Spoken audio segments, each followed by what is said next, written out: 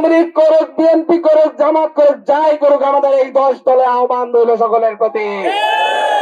কে NCP করেছে সেটা আমার কাছে ম্যাটার করে না, আমার কাছে ম্যাটার করে কে সন্ত্রাস করেছে সেটা, আমার কাছে ম্যাটার করে কে জুলুম করেছে সেটা। আমরা জালেমের বিরুদ্ধে, মাজলুমের পক্ষে।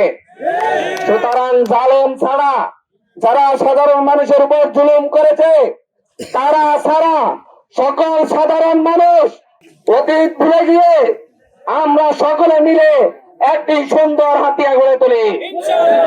ফরিদচরের মানুষকে বলবো, আপনারা আমার পরম আত্মীয়, আপনারা আমার পরম আত্মীয়, আপনারা সকলে আমার কাছে সবচাইতে নিরাপদ।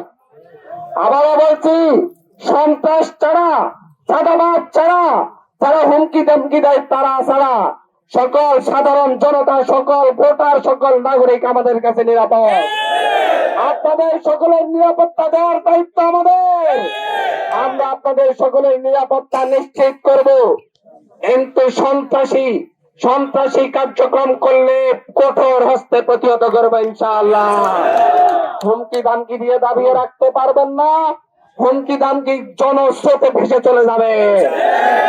আপনাদেরকে বলছি, যারা হুমকি দামকি দিয়েছেন বা সামনে দিবেন আশা করছেন, সামনের দিনে প্রতিটা হুমকিকে রেকর্ড করা হবে এবং এটা প্রমাণ হিসাবে তুলে দেওয়া হবে, দেখা যাবে বাড়িতে থাকতে পারেন কিনা। আপনারা ভালো তো আমরাও ভালো, কারণ আমরা সাধারণ মানুষের সাথে রাজনীতি করি, ঠিক কিনা? ঠিক কিনা?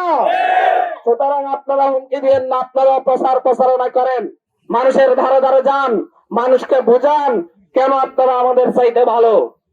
যদি মানুষ মনে করে আপনারা আমাদের চাইতে ভালো, অবশ্যই আপনাদের পিছনে মানুষ স্লোগান দিবে। আমরা হাতিয়াকে নিয়ে পরিকল্পনা গ্রহণ করেছি, তবে বুড়িচ্চরের সন্তান হিসাবে বুড়িচ্চরের জন্য আমার আলাদা পরিকল্পনা রয়েছে। আমি মনে করি বুড়িচ্চরের ৪৮,০০০ ভোটের মধ্যে বুড়িচ্চরবাসী ইনশাআল্লাহ শতভাগ ভোট আমাকে উপহার দিবে ইনশাআল্লাহ। মা বন্ধা সকলে উদ্দীক হয়ে আছে, এই বুড়িচ্চর থেকে আমরা বিজয়ের মালা পরবো ইনশাআল্লাহ।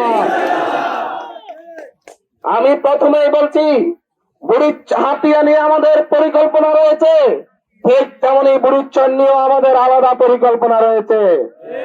প্রথমত, আমরা এই বুড়িচ্চরের যেই পর্যটন স্পট গুলো রয়েছে